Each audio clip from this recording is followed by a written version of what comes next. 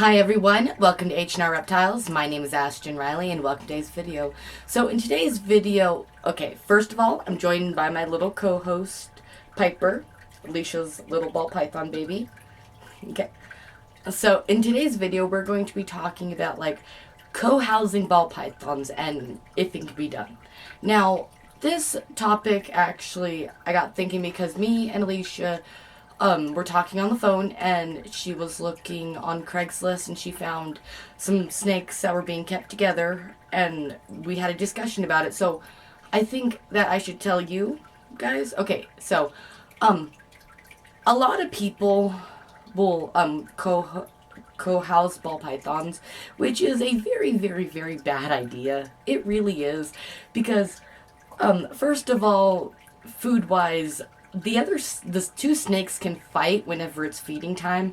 One snake might not get enough food because the other snake is eating it. So food wise, really not a good idea to keep them together. And you don't know if one day the ball pythons can be getting along, but one day, maybe one's in a bad mood and they attack each other. They can actually really hurt each other if they do. Now, the really only time ball pythons really get together, even in the wild, is whenever it's breeding time. Now, during breeding time, it is perfectly okay to put a male and a female in a tank together for an elongated period of time, as long as you keep an eye on them, and after they're done mating and after they're not locked anymore, you take them out and then you wait a couple days and you put them back in. That's the only really time that you can leave adult ball pythons together. Now, if I were to put this little girl, because she's a baby, inside of Piper's tank, they wouldn't fight and there wouldn't be really a risk at all, because they're babies. A lot of people that breed ball pythons will keep the entire clutch together until they sell or until they get big enough so they can separate them. I wouldn't recommend getting two baby ball pythons and shoving them in a tank together. It's just a bad idea because, like I said, you don't know if one of the babies is going to be eating all of the food and not leaving enough for the other one. I guess you could take them out and separate them to feed them, but most people don't do that. That's also a good way to get them not tank aggressive, by the way. But if I were to put this little girl inside of Josh's tank, there is a good possibility that he would attack her and hurt her. Ball pythons aren't one of those species that you can co-house. There are a couple that you can co-house. I'll make sure to have the names of those pop up. Now, only those you can really co-house, and you have to look into how to do it to be able to co-house them. Ball pythons are not one of those creatures. Now, ball pythons in the wild live solitary lives and only get together to mate. That's why, they're only really good to have together while they're mating during that breeding time. And even during that time, it is a little bit dangerous because their hormones, you can get one bit. Most of the time that doesn't happen, but there is a very slim chance that there could be fighting with breeding and everything.